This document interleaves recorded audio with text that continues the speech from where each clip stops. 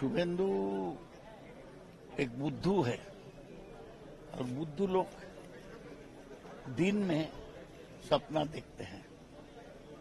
ये भी ऐसा एक सपना है, लेकिन शुभेंदु का जो बयान वो सांप्रदायिक बयान है। इसके बारे में हम देश के लोगों को होशियार करने चाहते हैं। वो लोग कभी पश्चिम बंगाल में हुकूमत में आएगा नहीं, लेकिन वो चारों तरफ सांप्रदायिक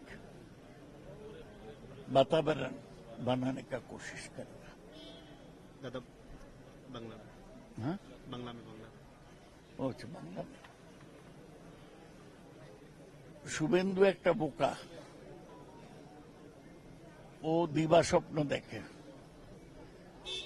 বিজেপি কখনোই পশ্চিম বাংলায় ক্ষমতায় আসবে না, কিন্তু শুভেন্দু যা বলছে তা থেকে ওর মনের সাম্প্রদায়িক